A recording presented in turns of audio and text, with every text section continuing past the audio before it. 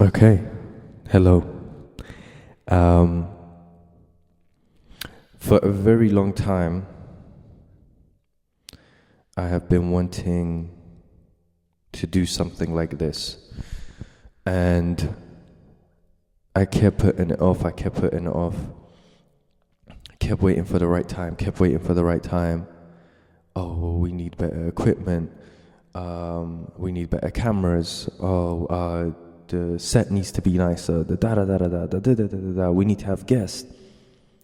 It was always something. And then thinking about it, came to this realization of like,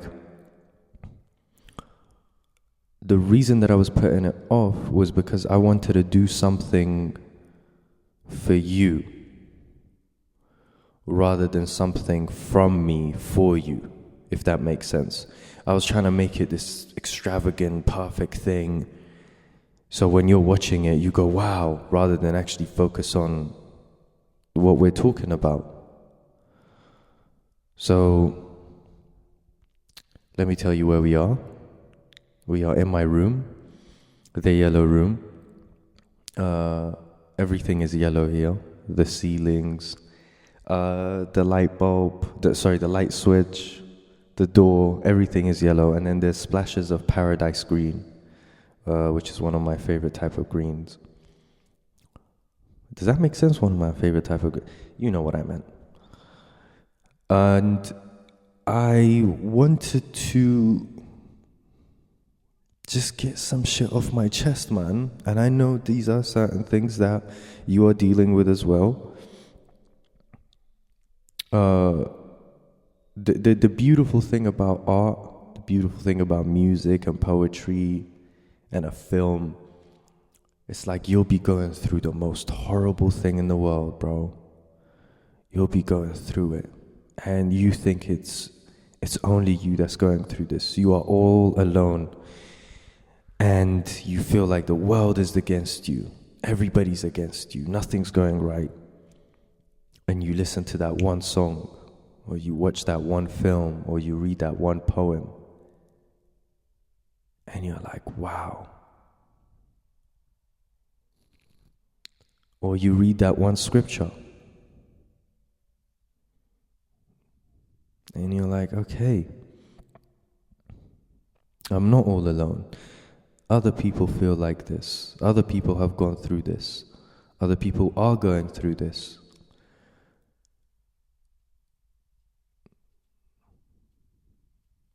I live a very lonely life, come to think of it. And listen, I'm not saying this for you to give me sympathy, please. I mean in the sense of, I live a very lonely life. I go studio, work, and home. And that's it. I don't do any activities outside. Like, don't get me wrong, I go to events and things like that. But since I can remember, I've been wanting to go paintballing, but I don't have enough friends. Or bowling. I don't have enough friends. And I know certain people will watch this and be like, bro, I'm your friend, and da-da-da-da-da. It's like, but you never invite me to anything. And I wish you would invite me, so I decline. No, I'm playing. But yeah, it's just like, I live a very lonely life. And you get these moments where you feel like you're the problem. You feel like everything is your fault. You feel like the world is against you. And then you listen to this one song, or you watch this film, or you paint something, or you read a scripture, or you hear somebody talking about God on a podcast, on whatever, and you're like, oh, okay.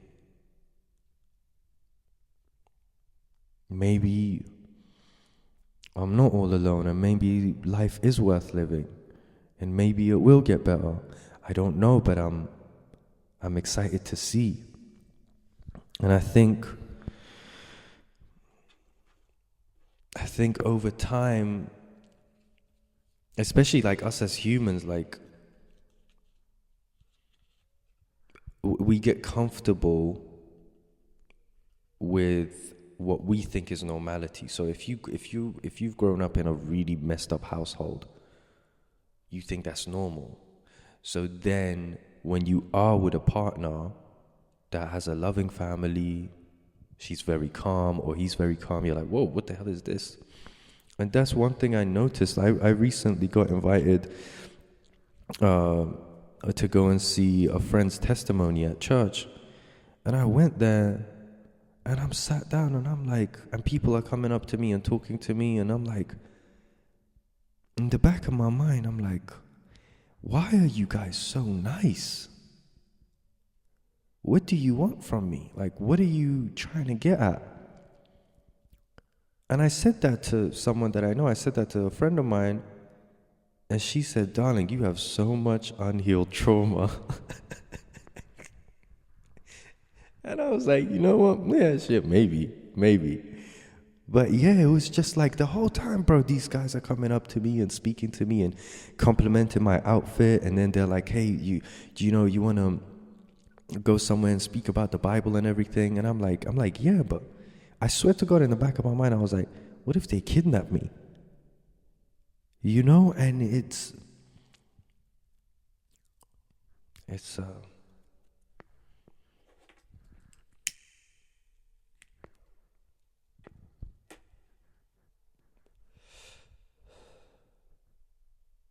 I don't know. I wish I didn't think like that. I wish I didn't think like that. And it's a very, very, very lonely way to look at the world. Just think about it, bro. It's church. You know, even if they're not nice people, they might pretend to be nice, but like, it's church, bro. You're in the house of the Lord. Like, someone's invited you to watch their testimony, and why wouldn't they be nice? Why wouldn't they? But because I'm so accustomed to people trying to get something from me by being kind and being nice and da-da-da-da-da, that now I'm like, even when people are genuinely kind or genuinely calm, I'm like, you trying to get something from me.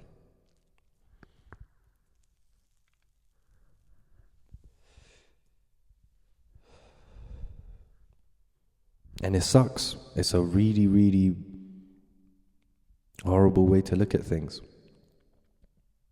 But like I said, when you're accustomed to it, when it's become a normality, but I refuse for it to become a normality. I am, and one of the reasons I'm doing this is because this is a journal. Do you know what I mean? It's not a written journal. It's a physical journal. So I want to come back to this a year from now on and go, man, I'm so happy that like I trust people now, and I'm more open, and I have friends. I actually have a friend group that I can travel with and I can do activities with. Like, this is really cool. This is accountability, not just for me, but for you as well. Because I know I speak to people and they feel the same way as I do. Like with the album Yellow Room Confessions, the one that I've been working on, whoever I show it to, and it's just me pouring my heart out, it's me being my most personal and my most vulnerable, and I'm playing it to people and they're just relating to it. They feel like most of the people that listen to it, they go, it feels like a warm hug. And that's just me being honest, me being pure, me being authentic, and me pouring my heart out. So I already know this is gonna relate to some people, maybe not to everybody, but it's definitely gonna relate to some people. So we need to hold each other accountable. We need to look back at this a year from now on and go, okay, did we improve on this? Did we improve on that? And yeah, this is the reason that I want to call this like confessions is like, let's confess. You know, what's weighing on your heart? Let's talk about it. And I don't want to name this, I don't want to call this a podcast or whatever. And I don't want to do none of that. I just want to talk. and I want to hear you talk, and I want to have a conversation, and I want, at the end, we come to a conclusion of like, okay, this is what we need to do. This is what is stopping us from achieving it. Bada bing, bada boom. And yeah.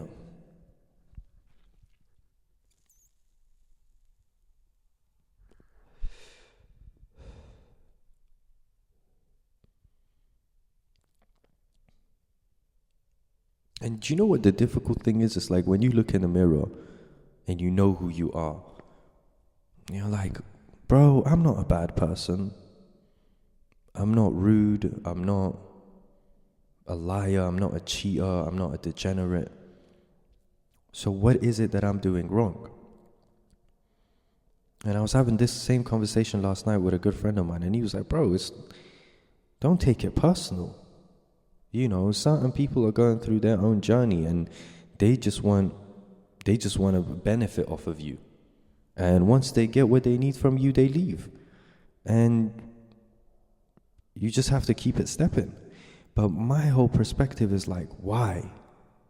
Why do we have to be like that?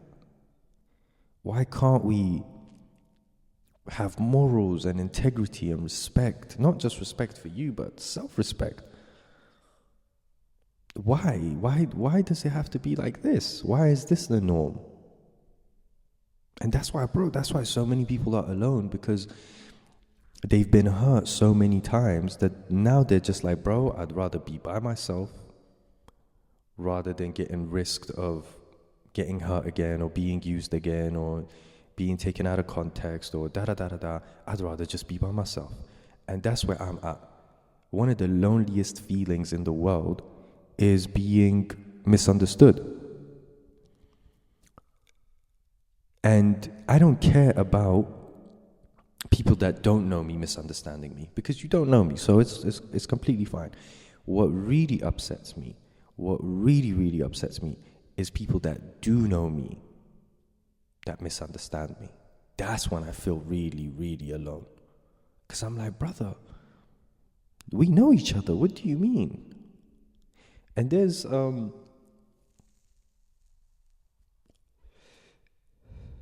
been times where I'll have a conversation with a certain someone and they'll go, yeah, because I know you, I know that you didn't mean it like that, but. And it's like, okay, oh, no, there's no need for a but. You just gave yourself the answer. You know me and you know that I didn't mean it like that. So what's the but? Do you know what I mean? Like, what's the reason for the but here? We came to a conclusion. You know that I don't mean it like that, so let's move forward. But it's, you know, I've noticed that people love you when you are the way they want you to be, not the way that you actually are. And don't get me wrong, I love improving. I love feedback. I love constructive criticism. Tell me how I can be better. But if that advice and that input and that feedback is personal, meaning that it's catered to you, then it's a very selfish thing, rather than it should be a wider thing, and something that would improve you for everybody, not just for me. For example, let's say if I was a bad driver and multiple people told me, hey brother, like, you should drive better because there's other people on the road and you might get into an accident, you might hurt someone and you might hurt yourself, and we care about you. That's a constructive criticism that's gonna, if I improve, it's gonna affect everybody in a positive manner. But for example, if I wear the scarf and you go, oh, when you wear the scarf, it really upsets me, so you shouldn't wear it. That's you. That's not the, you know what I mean? That's not the bigger picture. That's you. It upsets you. So what about me then? What about my feelings? What about, I like wearing this. I express myself through wearing this. But I'm going to have to change it for you. And then it becomes kind of like a tit for tat. Okay, I'm going to change this, so what are you willing to change for me? And then then there's no relationship, there's no friendship. It's very transactional. I do this, and then you do this.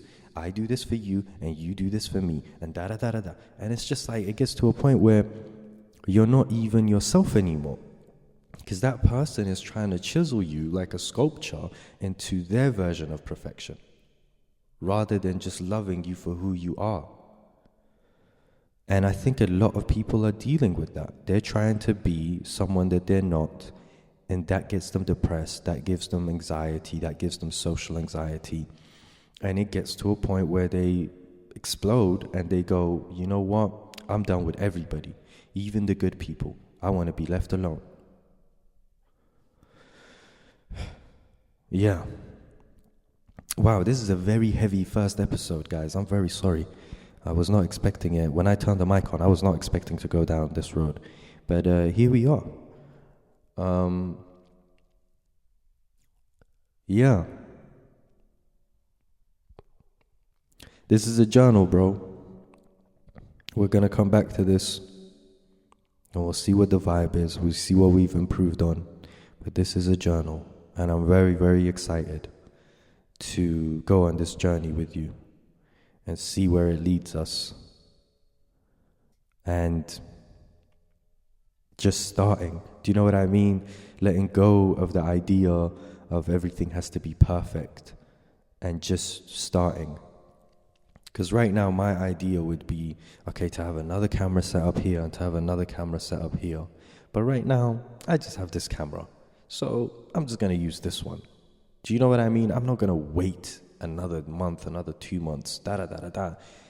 Let me just start, bro. It may not be the way that I want it to, but let me just take the first step and see where it leads us. Yeah. Okay, anyway, have a great week. I love you. And we'll sit down again next week. I never know how to end these things. I think that was a good ending, but I ruined it with the... How's the weather? The weather's... Yeah, you guys? Okay. You know what? Let's just end it here. Okay?